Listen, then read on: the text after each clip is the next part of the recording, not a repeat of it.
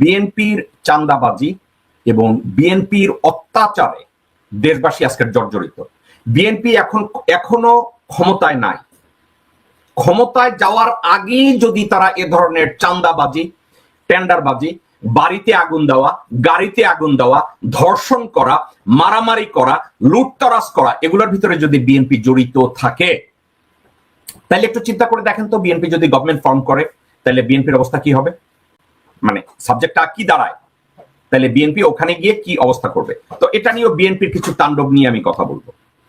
BNP এখন সরকার চালায় না।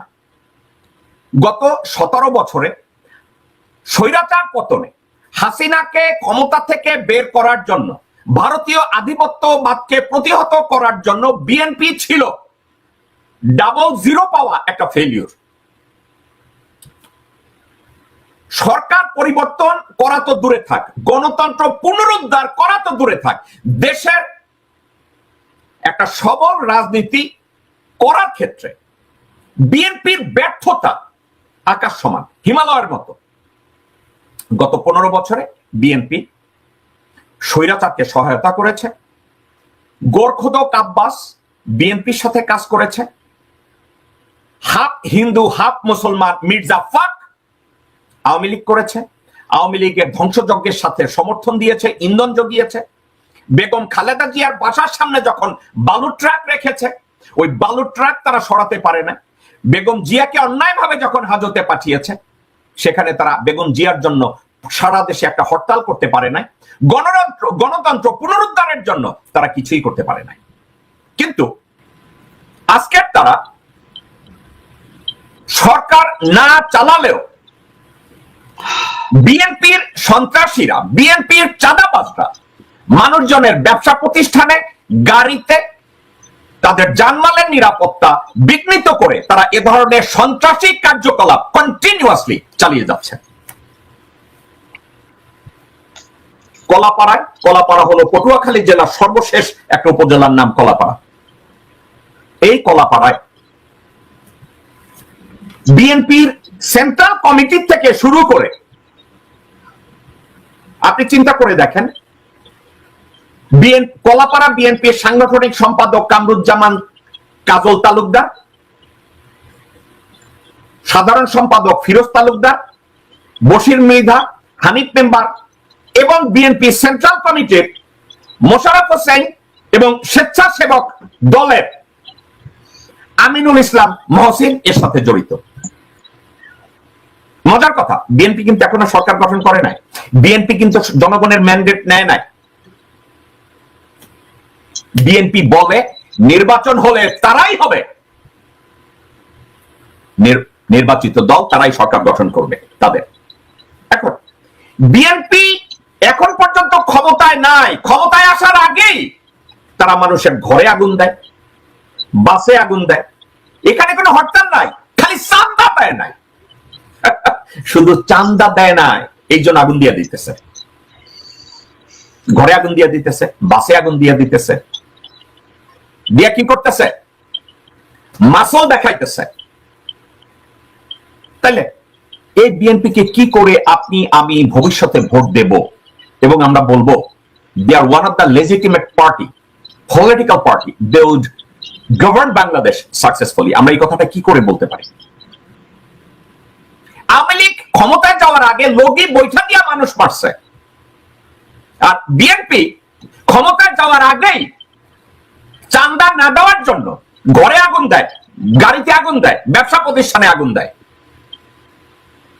অ্যাডভোকেট কাজী আব্দুল্লাহ আল মামুন ক্ষমতায় থাকলে স্বৈরাচার হয়, কিন্তু বিএনপির এই তৎপরতাটাকে আপনি কিভাবে দেখেন? ধন্যবাদ জাগো মিটন ভাই। এটা আসলে আমরা তো খুব তাড়াতাড়ি ভুলে যাই অতীত ঘটনাগুলো। বিএনপিতে তো আমরা দেখেছি যখন তারা ক্ষমতায় থাকে তখন এক ধরনের আচরণ হয়, আবার যখন ক্ষমতা বাইরে যায় এক ধরনের আচরণ হয়। আওয়ামী লীগেরও তাই। এই দুইটা পার্টি যখন এই পরিবারতান্ত্রিক ভাবে একই সিস্টেমে এই মাফিয়াতান্ত্রিক নির্বাচন, অর্থস্ত্র নিয়ন্ত্রিত এবং এই ভোট কেন্দ্র দখল নিয়ে যে মানুষ দেখেছে মার্কা কেনা বেচা, তো তারা ধরেই নিতে পারে যে এখন আওয়ামী লীগ নাই, এক ধরনের নিষিদ্ধ ঘোষণা প্রজ্ঞাপ্ত হয়েছে যে তারা অ্যাক্টিভিস্ট করতে পারবে না। কিন্তু এই লোকগুলো আছে। এখন বিএনপি যেমন ভারত বিরোধীর নামে ক্ষমতায় যে ওই ভারত প্রীতির পরিচয় দেয়, এটা মানুষ অভ্যস্ত। কিন্তু জনগণের যে সংগঠিত শক্তি, যেটা নাকি আমরা দেখেছি জুলাই আগস্টের মধ্য দিয়ে, তখন না কিন্তু বিএনপিকে তারা রিজেক্ট করেছিল, জামাতকে রিজেক্ট করেছিল, এছাড়া যত রাজনৈতিক দলগুলো ছিল। এই কারণে আন্দোলন হয় নাই। কিন্তু সাধারণ ছাত্ররা যখন এই বৈষম্য আন্দোলন করলো, পরবর্তীতে সাধারণ জনগণ এটার সাথে সম্পৃক্ত হলো, নিপীড়নের বিরুদ্ধে আবু সাইদের জেনারেশন দাঁড়ায় গেল, তখন কিন্তু দল থাকে নাই, নেতৃত্ব থাকে নাই, সেখানেও বিএনপির কোনো ভূমিকা ছিল না।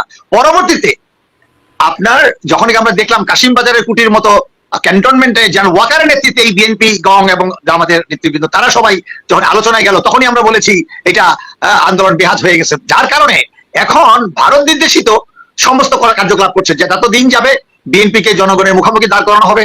বিএনপিও মনে করতেছে যে ভারত তো আমাদের সাথে আছে, কাজেই ভারত বিরোধী রাজনীতি আর ভারত ভীতি রাজনীতি এটা বিএনপি পরিষ্কৃত হয়ে গেছে। এখন প্রশ্ন হলো যে আজকে যে আন্দোলনটা হলো সেটার কোনো নেতৃত্ব ছিল না বলেই আপনার ক্যান্টনমেন্টের ভিতরে যখন নাকি মানে সাধারণ সিপাহী এবং জুনিয়র অফিসারদের একটা দরবার ডাকলো 3রা অগাস্টে, তখন কিন্তু তারা জনগণের পক্ষ নিয়েছিল। এটা মনে হয় আরেকটা দ্বিতীয় পর্বের মুক্তিযুদ্ধের একটা অংশ, যেখানে জিয়া রহমান যখন রাজনৈতিক দলের কোনো উপস্থিতি ছিল না, সেখানে শেখ মুজিবুর সারেন্ডার করে, তখন জিয়া রহমান যে আশার আলো জ্বালিয়েছিল, তখনই মানুষ যখন বুঝে গেছে যে এই আর্মির ভিতরে জুনিয়র অফিসাররা তারা আন্দোলনের সাথে আছে, তারা গুলি চালাতে অস্বীকার করছে, চিটাঙ্গে জিওসি আরো অনেকেই এটা ব্যবহার করছে। তখন হাসিনা বুঝে গেছে তাদের অবস্থা, ভারতও বুঝে গেছে। তাহলে এই আন্দোলনের সমগ্র ফসল, সমগ্র এই জনগণই কিন্তু এই বিপ্লবের নায়ক। তাহলে ব্যাপারটি এখন বিএনপি কে নিয়ে যদি দিল্লি ওই কার্ড খেলে, জামাতকে নিয়ে কার্ড খেলে, জনগণ বিভ্রান্ত হবে। কাজে জনগণ এখন ডক্টর ইউনূসকে ছাত্রদের পক্ষ থেকে বিশেষ অবস্থায় প্রস্তাব করেছে। ডক্টর ইউনূসকে নিয়ে আপনি অনেক আগেই প্রস্তাব করেছিলেন। 111 সময় অনেকেই জানে যে উনাকে মানে 2 দিন অপেক্ষা করেছিল মহিন্দ্রা, উনি হয় নাই। মানুষ তার সঙ্গে ধারণা করেছে যে এই একটা ব্যক্তি যার কোনো লোভ সংগঠন নাই। কাজে বিশেষ অবস্থায় সেখানে জনগণ তৈরি, জনগণ অ্যাডভান্স হয়ে গেছে, কোনো নেতা নাই। যেরকম শেখ মুজিব জনগণকে মৃত্যুরঙ্গ ফেলে দিয়ে সে সারেন্ডার করছে। মাওলানা ভাসানী মনে করছিলেন যে ভারতের হয়ে লন্ডনে এসে প্রবাসী বিপ্লব সরকার ঘোষণা করবে, কিন্তু সেই সুযোগ হয় নাই, তাকে গ্রেফতার করেছে। আজকে সেই একই অবস্থা। কিন্তু জনগণ কখনো ভুল করে না। এখন বিএনপি যদি মনে করে যে আবার ভারত, আবার ওয়াকার গঙ্গা তাকে ক্ষমতায় বসাবে, এটা ভুল ধারণা। এখনো শোনা যায় বাতাসে, আমরা বলি যে বাতাসে বারুদের গন্ধ পাওয়া যাচ্ছে।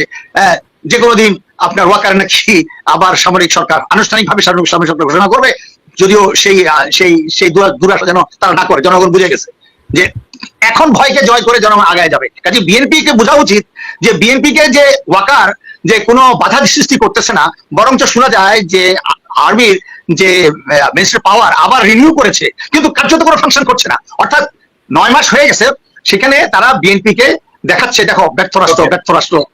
ওকে, মামুন ভাই, আপনি 2টা বিষয় টেনেছেন। 2টা বিষয়ের একটা বিষয় আপনি বলেছেন যে ডক্টর মোহাম্মদ ইউনূসকে আমি আমেরিকান স্টেট ডিপার্টমেন্টে আমি বলেছিলাম যে ডক্টর মোহাম্মদ ইউনূস যদি বাংলাদেশের ক্ষমতায় আসে, বাংলাদেশিরা ভোট দেওয়ার অধিকার ফিরে পাবে, বাংলাদেশকে রিবিল্ড করতে পারবে। আমি ওই স্টেট ডিপার্টমেন্টের ভিডিওটা আমি একটু আপনাদেরকে দেখাতে চাই, 1 মিনিটের একটা video. Okay, Matt, last thing I would like to discuss. Secretary Blinken, he is visiting South Asia. He is concerned, he is very much showing solidarity with the people of South Asia, and that is really very good thing for the Asian people. Now, to protect America's national interest in Bangladesh, people views if there is a caretaker government under the leadership of Dr. Mohammed Yunus with the strong ties with US government and European Union, Bangladeshi people may have their right back to cast their vote, and they would like to see the peaceful society in the country. I know America is aware and concerned, but awareness and concern did not stop.